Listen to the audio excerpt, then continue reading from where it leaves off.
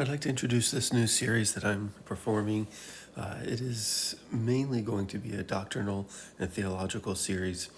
I'm going to be kind of skipping a lot of the applications and a lot of the honestly very important biblical truths that it's talking about to try and answer some questions and try to help with difficult verses. So it's kind of the point of my series, this point, and hopefully this will help me and maybe somebody else too. All right, so our main verse that we're going to be looking at is going to be verse 9, here, and here. We're going to be using context, hopefully clear context, to try and get us in the right category to see what does it mean that he gives light to everyone. And what does that mean? There's a couple of different possibilities what that means, and so we want to talk about a couple of those things and see where it takes us. This is going to be a shortened version. This version is going to be just basically what I think this verse means, and then I'm going to do a longer version to explain all of the other arguments and my counter arguments to those arguments, and that version is going to be significantly longer. But I want to do just a quick overview of what I believe this passage is talking about. So starting in John 3:13, I'll go ahead and just read this in the ESV. So you can see I have three versions: ESV, the King James, and the NASB. So you'll see I have all three versions, and you'll see why I do that in just a few minutes, because they all offer some different points of view on this passage, and so I do think it's important that we look at all of those. I'll go ahead and read it in the ESV. It says, "All things were made through him, and without him was not anything made that was made. In him was life, and the life was the light of men. The light shines in the darkness, and the darkness has not overcome it. There was a man sent from God whose name was John. He came to bear witness, who came as a witness to bear witness about the light, that all might believe through him. He was not the light, but he came to bear witness about the light. The true light, which gives light to everyone, was coming into the world. He was in the world, and the world was made through him, yet the world did not know him. He came to his own, and his own did not receive him. But all who did receive him, who believed in his name, he gave the right to become children of God, who were born not of blood, nor of the will of the flesh, nor of the will of man, but of God." And so the first question we need to look at for me is this statement, which says every man. Here, like every man. And this one in the ESV, it says every one. I think that's important that we first look at that, because the first question is, what does that mean? What does everyone mean? Is that literally every single person? Is that every single person?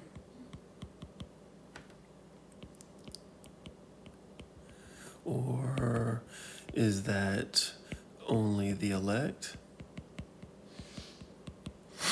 Or is that only after?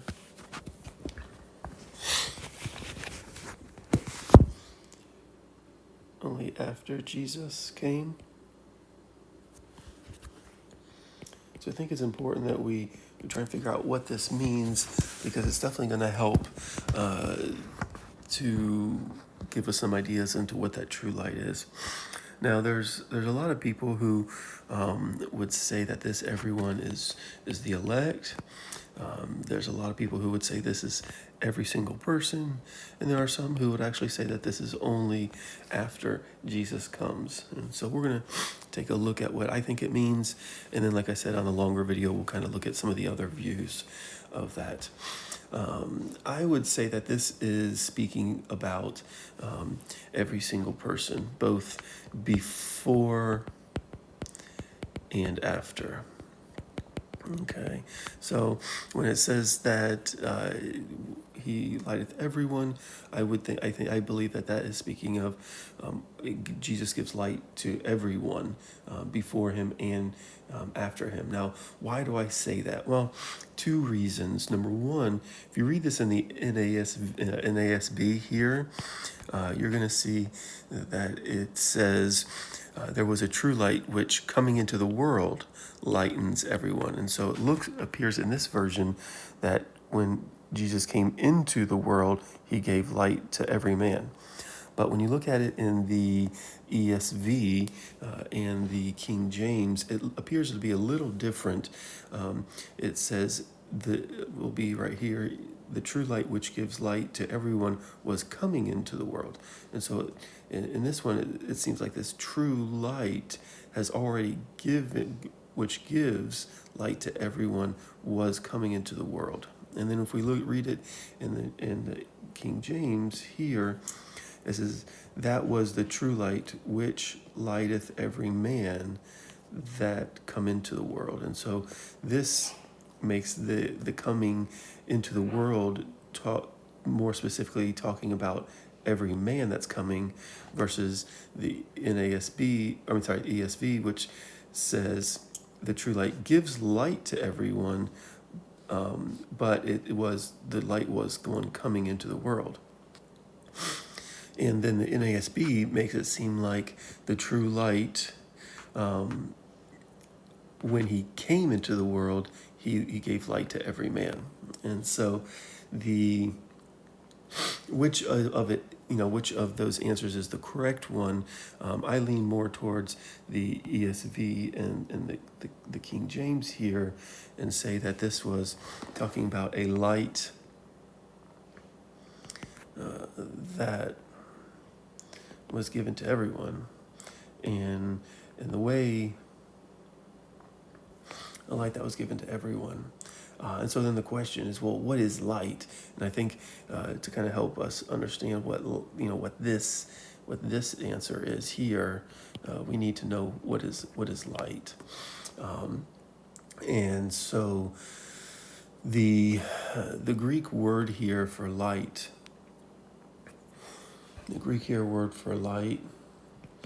has a few different meanings, and it can mean to enlighten. It can mean to give saving knowledge, but it can also mean to instruct.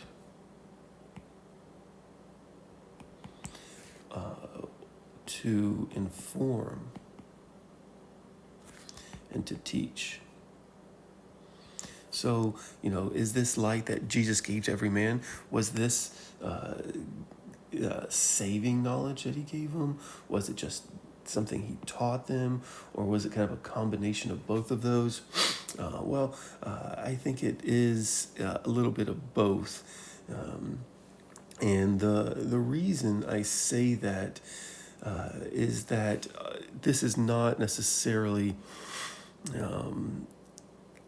saving knowledge in the fact that he did not save all of these, right? So we obviously know that. That's pretty obvious from the text, because what does he say?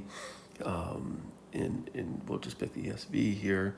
It says, although he made the world did not know him. When he came to his own, the own people did not receive him. And so he did not give them saving knowledge, as in actually saving them. They knew and understood and became saved. So we know it doesn't quite mean that. And I think some of this we need to look back into verse 4. So we look back in 4, and it has a very similar statement here. And we can see that it says that in him was life, and the life was the light of men. And here it says, in him was life, and the life was the light of men. Okay, and so we see that life was the light of men. The light was not the life of men. So the way it flows is life was the light of men, not that the light was the life of men. And so, whatever this light is, it was not something that was. So, this is not, it was not the life of men, right? It was life that gave light, not that the light gave life. Okay, so I think that's important for us to look at. It does not necessarily mean that it gave life to everyone. The one view of this is that this was it was taking away the deadness. When it says giving light to everyone, it was taking away, it took away man's inability. So it took away man's inability to believe the gospel. And we're not going to talk about that on this video, but we will go into that in some other versions in a little more deep view of that. So so my stance is that this light to everyone is going to be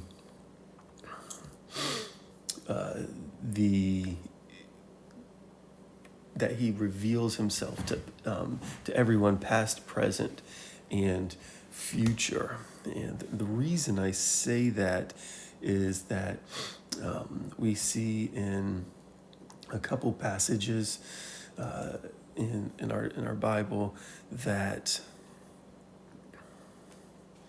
let me just bring this up real quick.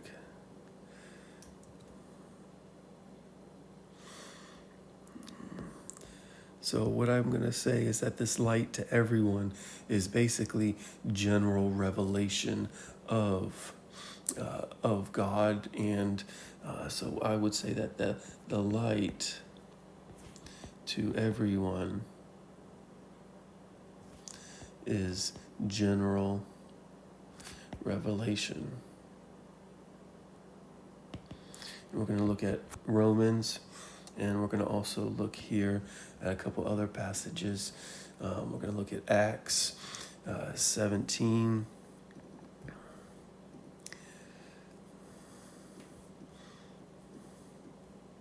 We'll look at Acts 17, and we're going to also look this will be a couple Romans verses, and we'll also look at Acts, and then the other verse in Romans is going to be here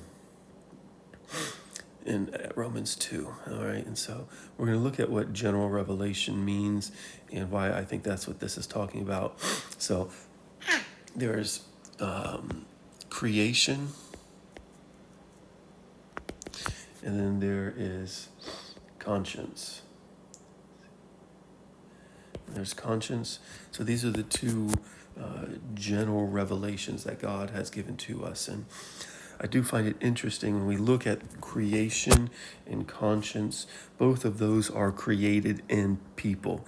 And we see, what was it that we were talking about in this? We were talking about that he was in the world, and the world was made through him, right? We see in him that all things were made through him. Let me switch colors here.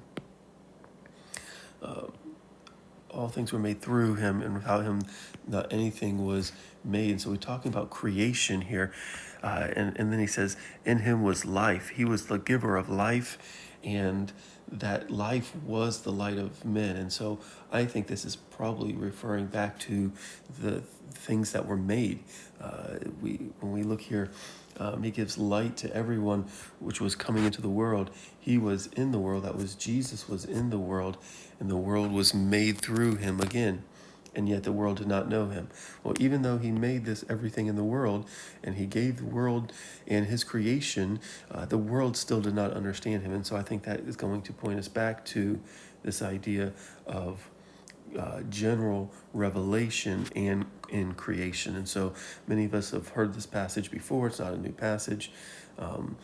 But I think it's applicable where we sit. Romans 1:19-20 says, "For what can be known about God is plain to them, because God has shown it to them." Now, the question is, how did he show it? Right? For his invisible attributes, namely his eternal power and divine nature, have been clearly perceived ever since the creation of the world and the things that have been made, so they are without excuse. So there is no excuse, no excuse.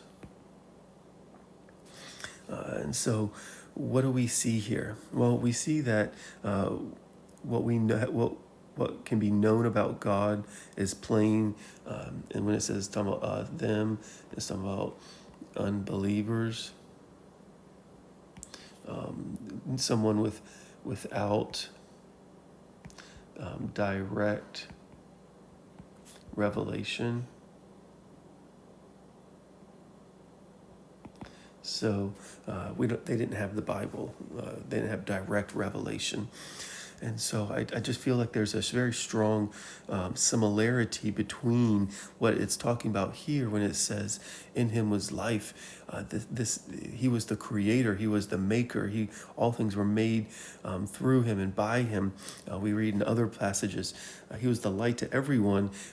And when he came into the world, he was the one who made that world. Yet the world did not know him, and they should have known him because he was the creator, and those invisible attributes basically were seen through the creation. So we see clearly perceived through the creation of the world.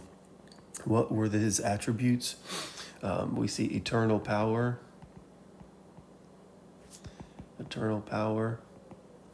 number one, and number two, creation. His divine nature. Now, we're not going to get into talking about all of what those things mean and stuff like that.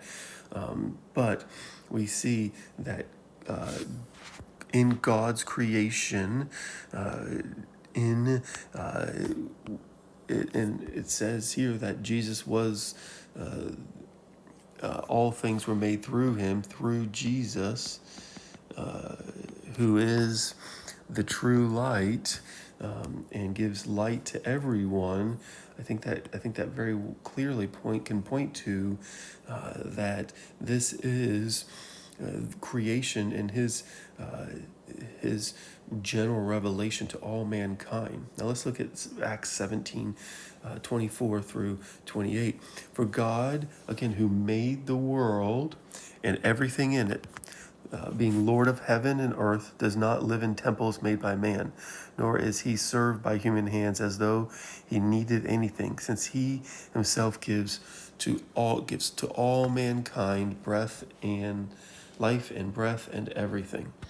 He made from one man every nation of mankind to live on the face of the earth, having determined allotted periods and boundaries of their dwelling place, that they should seek God and perhaps feel their way toward him and find him. Yet he is actually not far from each one of us. And in him we live and move and have our being, as even some of your own poets have said, for we are indeed his offspring." And so we see this idea again, the God who made the world and everything in it, and gives all mankind life and breath and everything. He has established certain things in this world. Why? They should seek God and perhaps feel their way toward and find Him. Okay, and so again, the idea, we see this idea of God, creation. We see God, creation, all mankind. And then when we see general revelation. General revelation. And what I mean by that is the idea that God is manifested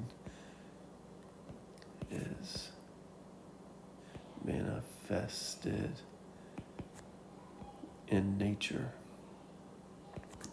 / creation. Now let's look at the other thing that God has created in us.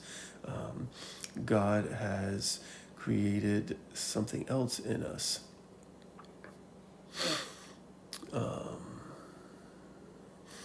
And it says He has created conscience in us. Romans 2:14-16. For when Gentiles who do not have the law, so they don't have the law by nature, do what the law requires, they are a law unto themselves, even though they do not have the law. They show the work of the law. The work of the law is written on their hearts. While their conscience also bears witness, and their conflicting thoughts accuse or even excuse them. On that day when, according to my gospel, God judges the secrets of men by Christ Jesus. And we're not going to get into all the implications of that, but I do want us to see that they are, that again, by nature, they do what the law requires. They have a law unto themselves, because we see that the work of the law is written on their hearts. And so we see this idea of God creating a law that is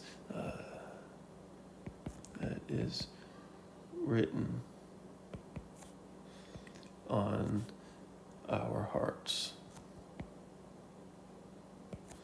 Written on our hearts, and that then bears witness. That bears witness and will be used as God judges the secrets of men by Jesus Christ. So again, we see that idea and idea of general revelation through both creation and conscience. We see this idea of creation. We see this idea of going to be given to all mankind. And we see that the purpose of that is so that they are without excuse. They perhaps may feel towards God. They may find God. And that God will use this as a source of judgment. Okay, so we see no excuse. We see that they may find Him, and then we see here that this is going to be used as judgment. We can also see that this is judgment also, but so that's where I see that pointing us. So let's take a look at a couple other things. We see that in verse 4. Let me come back up here real quick and let's erase some of this stuff. We see that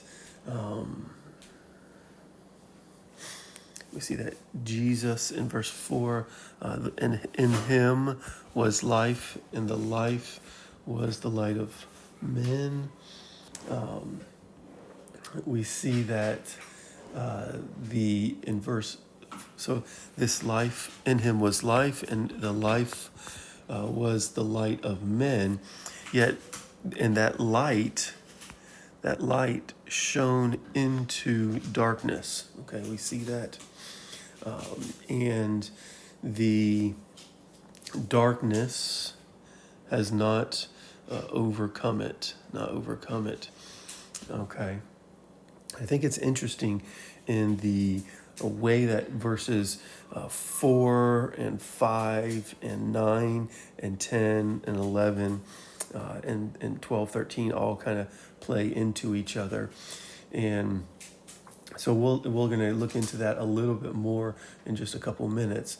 But what I want us to look at is that what is going on here in verse 4 and 5, because I think that'll help us explain what's going on in verses 9 and then subsequently 10, 11, 12, and 13.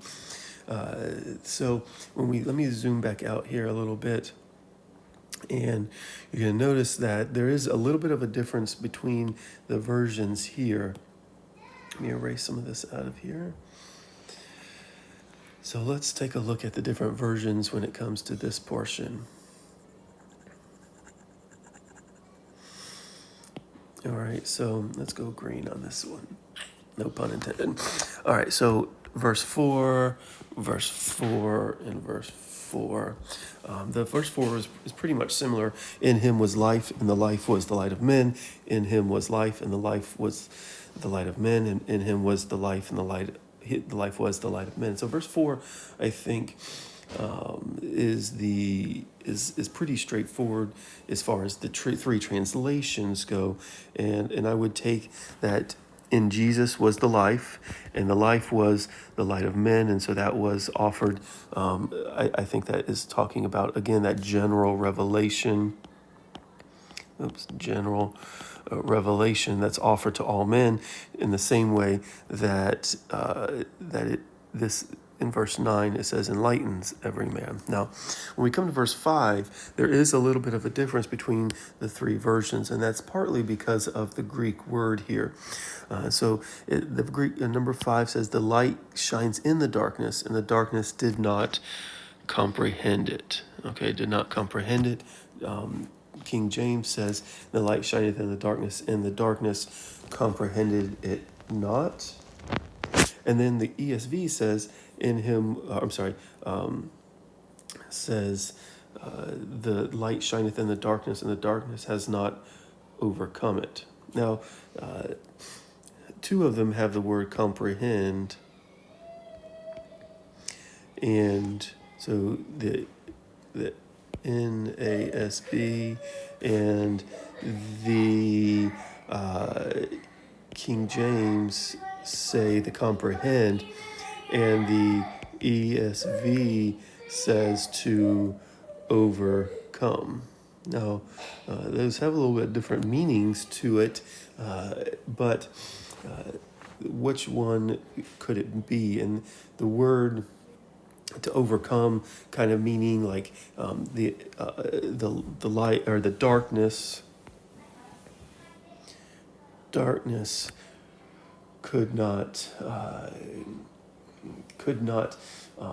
destroy the light, could not destroy or overcome the light. And so that has one connotation or one thing, and then obviously comprehend would be something in a similar way, not to be able to understand or grasp the light, and so. I think, so which is it? Well, unfortunately, we don't know. And I think in some ways it's both. It's both the darkness here could not understand the light, and the darkness cannot overcome, cannot destroy the light. So I think it's both, but when we look at this in context here, at least with my understanding of Scripture and kind of the way I come from it, I do think comprehend in those two versions of King James and the NASB does lend to the idea that although the light shined in this darkness did not understand it. And so that would lend to the belief that this one that enlightens every man is not speaking of a spiritual awakening, because we still see that the world did not know him and his own did not receive him. And so we still see that the darkness, which we need to talk about what that means, the darkness still was unable to comprehend it. And so I think that plays right into that belief there. So, what is that word darkness? That's a question that we need to understand. Is it just physical dark? What is it? And I think the best we could probably say, at least from my point of view, is say it's a spiritual darkness. And I would say that spiritual darkness was in the world all over, but it's also a darkness that's in men. And so this idea that the light shined into this darkness of the world, the darkness into man, it was not comprehended, not understood when that light came. Even though the life was the light of men, he was the one that would give light to men, it was just not understood. It was not understood. It was not. It was not something that could be understood by that man. In the same way that when it says it gives light to every man, it gives general revelation of who Jesus was. This is why they still did not believe. This is why his own still did not believe. Why? Because even though he gave that light, that knowledge of himself, they could not comprehend it. They could not comprehend it. And so that's the way I take that verse, the word darkness, the word life, and so let's keep moving on to clear some of this out.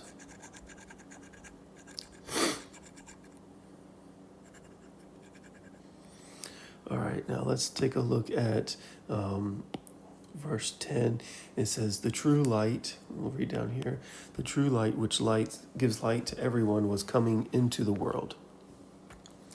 And so we talked about that. We talked about the true light is Jesus, which gives light to everyone. And like I said, I think that's speaking of general revelation, was coming into the world.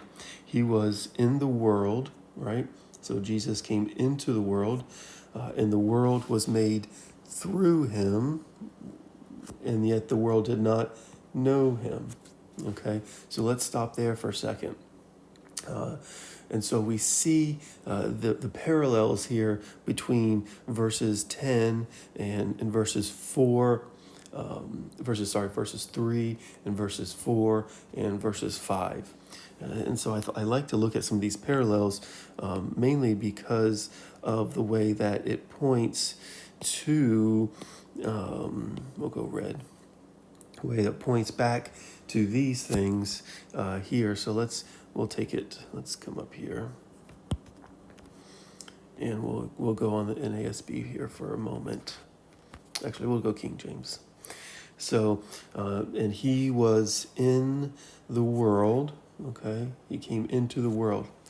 Now, there's some statements about him, right? We see that although he came into the world, now let's take a look back here at 4.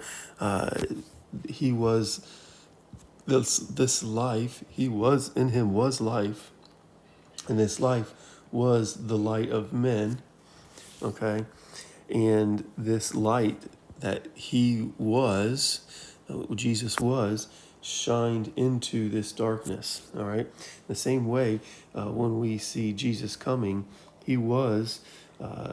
Jesus was a light in the world, right?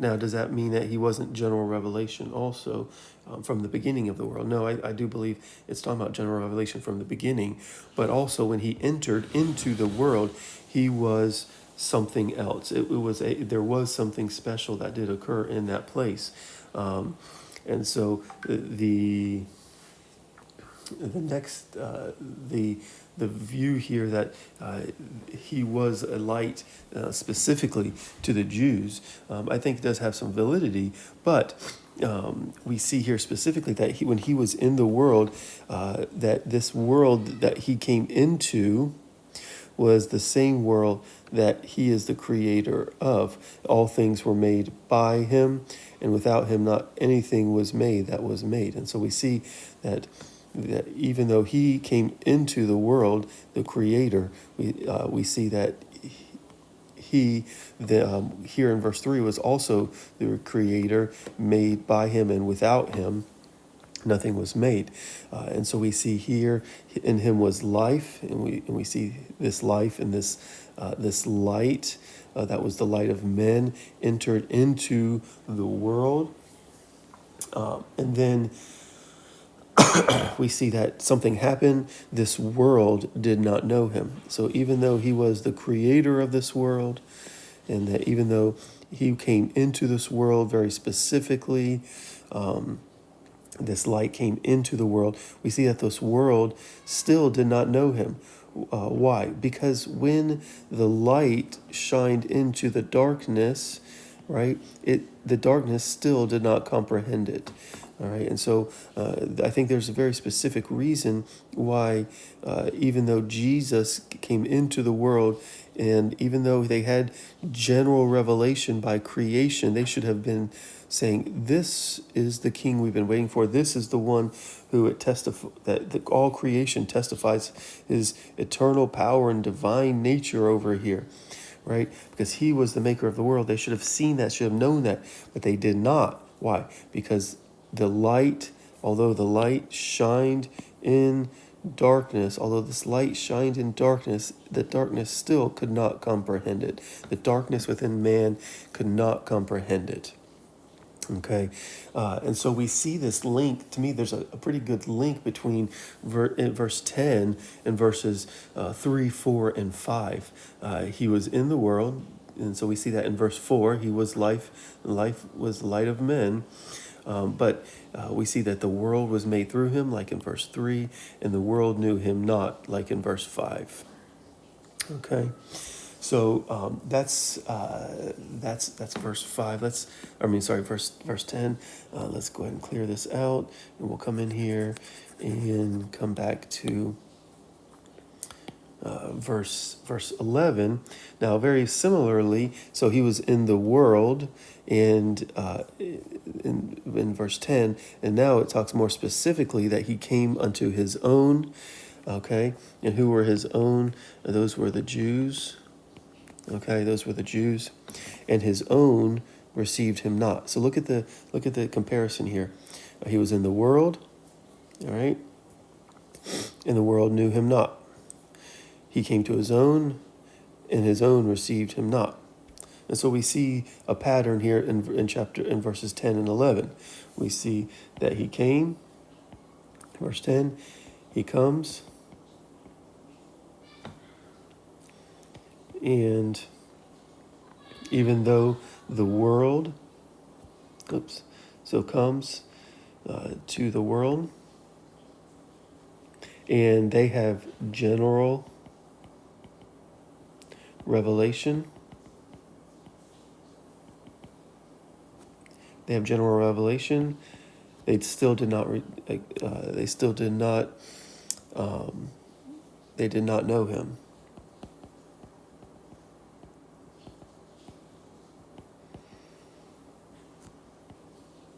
Right, and then we see in verse 11 that he comes to the Jews who had direct revelation, and they did not receive him. And so we see the two ways that he works.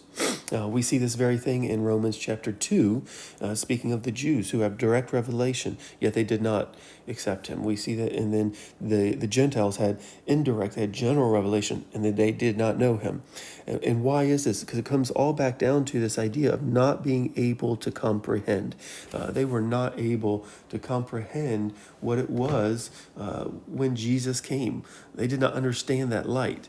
Now, if that light that he gives to every man was an overcoming power of their darkness, of their inability to comprehend, then they would have received him. The world would have, that was made by him and through him, would have known him and would have come to him.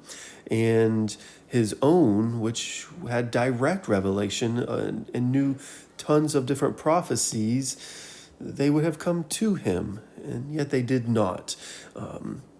And so we then, and we're going to talk more about that in the longer version, but I wanted to just to show this, as an overview of kind of my belief on this section. Now, then it comes into verse 12, and there's a shift. There's a shift in verse 12. We see the word but, so we see there's a shift. It says, many as received him, he gave them the power to become the sons of God, even to them that believe on his name, which were born not of blood, nor of the will of flesh, nor the will of man, but of God. And so we see in verse 12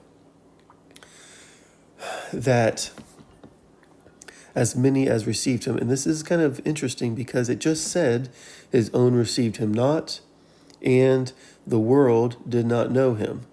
And so something happened here. Something between here and here happened because these people received him and these people did not receive him. From here to here, no did not receive, and here they did receive. And so what is it that we see that made them receive him? Well, we're not going to get into it today, but I believe those who did receive him in verse 12, those as many as received him, are going to be the sheep. We'll look a lot more in depth on that at another time. So the sheep, the elect, we'll see that in John 10 it tells us that the Pharisees did not receive him or believe in him because they were not of his sheep. Okay, and so, but we're not going to talk as in depth about that today. And so we see this, that as many as received him, to them. So when he received them, he then gave the power to become the sons of God. And so the power to become a son of God was based on this receiving him. And so there is a condition. There is a condition that must take place to be a child of God. There's a condition, and that condition is receiving, and we'll see at the end, even to them that believe and believing on his name. So we see the believing and the receiving on him. If we look at this in the ESV, it says very similar. But to all who did receive him, who believed in his name, he gave the right to become the children of God. Okay, and so we see again this idea that God has given the people the right or the in the King James says power. Over here in the NASB, it says he gave the right to become the children of God, even to those who believe in his name. And so we see this idea that to be a child of God, you must receive him and you must believe in his name. Now, there are some people who will say that, oh, this was only talking about the specific Jews of Jesus's day, and that after Jesus comes, everything changes. After Jesus' death, everything's changed, and that that even Judas had the right to become a child of God. And we're not going to argue for that today, but I am going to talk about that in other times. Is this talking specifically about only the Jews? I don't think so. We see obviously here we see his own, which are the Jews, but we also see Jesus was in the world, and the world did not know him. It does say that Jesus was sent for the lost house of Israel, but in this 4 verses later, we see the Gentile lady's faith being the faith being commended. We see the Samaritan woman that Jesus goes after. We see the Roman centurion in Luke. We see Matthew 8, the demon-possessed man. And then in John 10, he tells us that I lay down my life for the sheep, but I have other sheep that are not of this fold, and I must bring them also. And they will listen to my voice, so there will be one flock and one shepherd. And we're going to talk more about those verses, look at those verses more specifically. But I don't believe this is talking about, when this says to all who believed, I don't think this all is talking about Jews only, or his apostles. And you're going to hear that from some people, not all, you're going to hear that from some people, though, that this is specifically only to his apostles, that all who did receive him, when Jesus gave his external call to his apostles, those are the ones that he gave the option to become a child of God. And then we see the apostate of Judas, and so he had the right to become children of God, but he didn't. So I don't think that really fits. And everybody gets all up in arms when a Reformed person would say something like that this all would mean a very specific group, and I don't think that's what this is talking about here. I think this is talking about all who did receive him, all the elect. Who are the elect? Well, the elect are those who receive him. And so we see the right to become children of God for those who receive him, and this is all of those who received him. All right, so let's move on to our last verse, and it says, which were born not of blood, nor of the will of the flesh, nor of the will of man, but of God. And I read this up here in the King James, so we can see that. Which were born not of blood, not of the will of the flesh, nor the will of man, but of God. Okay, and so when we look at this, I think what we need to see is a couple things, right? What is it that we see? Who were these born? Right? Who were these born? These born are the children of God, the sons of God here, right? He gave the power or the right, the right to become the sons of God. And these sons of God were born, okay, not of blood, nor of the will of the flesh, nor the will of man, but of God. Okay, so what does blood, will, flesh, and will of man mean compared to of God? So let's move down here in the ESV. We see very similar wording. We see that who were born, again, the children of God who were born. So these are the same. It's telling us how were they born. They were not born of the blood, which is the bloodline. Okay, they're not born of a bloodline. Being Jewish, being a son of Abraham, right? Being a son of Abraham did not guarantee them that they were going to be a child of God. We see that Jesus says that I can make children, this is paraphrased, sorry, that I can make children of these rocks, of the sons of Abraham. And so we see that that was not a requirement to be a physical bloodline of Abraham.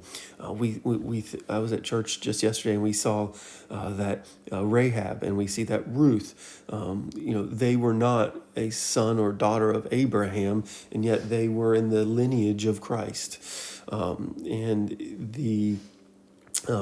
We also see in the Bible that it talks about not all Israel or not all Jews are Jews. God chose some out to be that line. And we see that the Gentiles in chapter 11 of Romans, that the Gentiles were grafted in. That in other places in Romans, we see that the Gentile, when you place your faith in Christ, you become a child of Abraham. And so we see that this is not physically of the bloodline of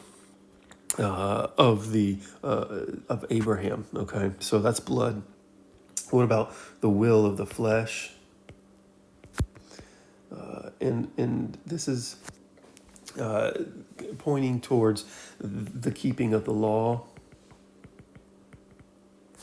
Keeping of the law. Just because you're keeping of the law, just because you, as Paul would say, when it came to the law, as a Pharisee, he was, what Paul said, he was blameless. He was blameless. He was perfect in keeping the law. And yet we know that he was a failure because he kept it by the will of the flesh. He was trained and he was good at doing one thing, and that was following the law, at least as he understood it at that time. And then we see the will of man. Now, this one probably is a little more controversial. I would say this means the effort of man, or the desire of man. And so we see the will of man, the desire of man here in this section. Give me 1 second. Let me look something up real quick. I'm going to look up that word will. I apologize. I should have had that ready for us.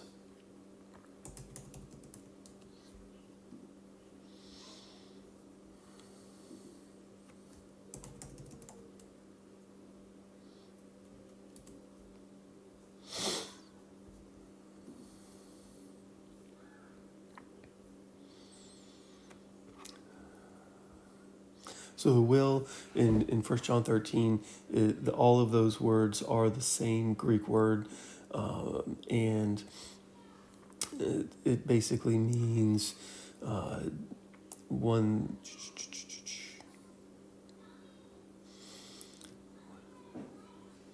Will, choice, inclination, desire, or pleasure. So it was not of the pleasure or the desire of man. It was not the will or choice of man. Now, the next question is, it says, but of God. And it does leave out something. We don't see this word will here. I think you can make an argument that will is specific. It says, who were born not of blood, nor of the will of flesh, nor will of man, but of God. I think you could probably say that is talking about the will of God, but it's not in there. So I'm not going to try and force it to be in there because I don't think you have to. And the question becomes, well, in what way is it that we are born of God? It's saying that God, we are born of God. Okay, so we become the children of God. How do we become the children of God? By God. Okay, and who is it that becomes the children of God? Those who receive Him. Those who receive Him. And this kind of comes back to what I had talked a little bit about earlier. Who is it then? If we know that we are born of God, so God is the one who gives us birth, and the question is, well, the who is it that He gives birth to? In this passage, we see very clearly that those who receive Him and those who believed in His name. Okay, so we see that those who believe in His name and those who receive Him. Excuse my horrible writing. He gave the right or the power to become the children of God, who were born not of the blood, of the will of flesh, or of the will of God, or the will of man, but of God. And so, again, we see that I think that this idea of the right to become children of God is talking about those who actually did receive Him, not just of the apostles or just of those Jewish people, because we see that they were born of God. And all throughout the scripture, it talks about how we are a new creation in Christ. We were born again in John 3. So I think this is talking about more than just that. And then the question is, we could stop there, but the bigger question then is, who believe? Who is it that believe? And what I mean by that is, what happens between verse 11 and 12? Something happened here. Because it says that they did not know, the world did not know Him, and His own people did not receive Him, yet they did receive Him. And so what happened to those people, those all who did receive? Who is that, and why did that occur? Is there another work? Is there another power here? And I do believe that is then moving into some of God's election, which we talked about before. We see that in John 10. We see it in John chapter 3. It talks about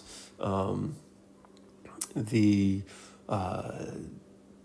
Spirit moving.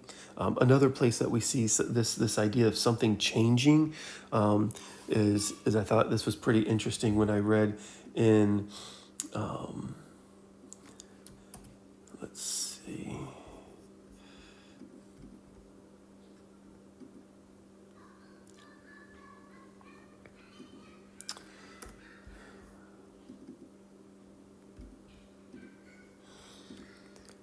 In John,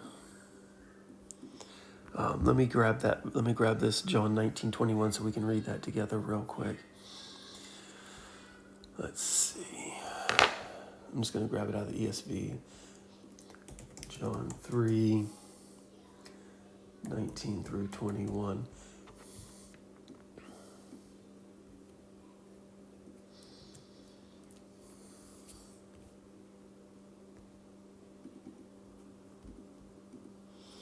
So this is John 3:19 through 21. This is the judgment. The light has come into the world.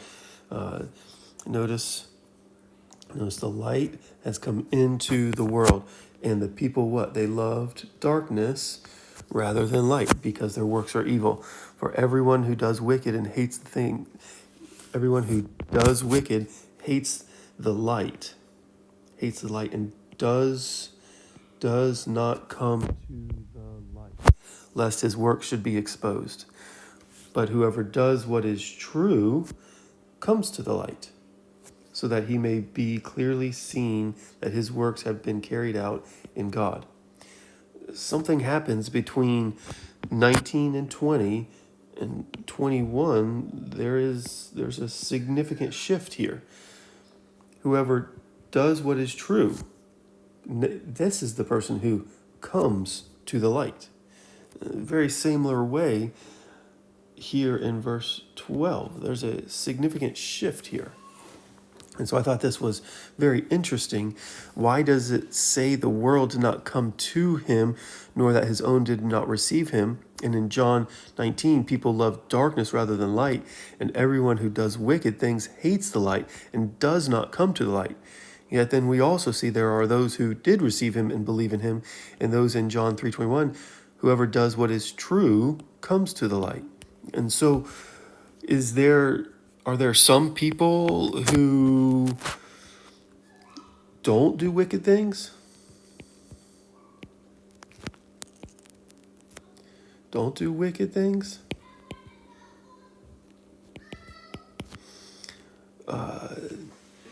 What is this talking about? I mean, how could this be? We all know all are wicked. We all know this. We all know that our works are sinful. We all know that all of us fall short of the glory of God. And yet in verse 21 it says, but whoever does what is true comes to the light. Well, what does that mean? And so this is where I think this idea in the Reformed theology that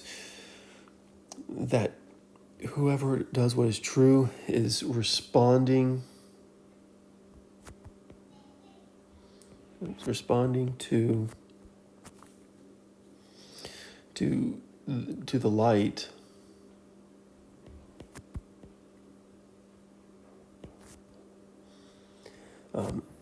So this whoever here is talking about is a sheep. You see that in John 10, or elect. You can see that all throughout the Bible. So those who are responding to whoever does what is true, so that when Jesus calls, they respond and they come to the light. So when they hear the calling, they respond. And those who are not of these whoever, who are not of the sheep and who are of the elect, when the call comes, when this light has come into the world, they love their darkness rather than light. And for everyone who does wicked hates the light and what? Does not come to the light. It does not come to the light. So this is why they don't come. Same thing in verse 12. Who is it that received them? It's the same one whoever does what is true, because they do come to the light. Who are these two groups of people? These two groups of people have to be significantly different than the group of people in verses 19 and 20, in verses 10 and 11. There's a divide there, and that divide, I think, we're going to talk about some other time, is talking about the sheep and the elect. So this is my view of this passage, that when it says that light was given to every man, I think this is specifically talking about general revelation of all creation to mankind, and that by that general revelation, all mankind will be judged and all mankind will be found guilty unless they have believed and received and become a child of God, by God himself, being born of God by faith, and that faith is powered by God's calling, his, what we might call, as it was a theological term, his definite atonement, meaning he changes them and changes who they are. All right, I hope this was helpful, and I'm going to, like I said, do a more in-depth study at some of the other views of this passage and trying to get into that some more at a later date. Thank you very much.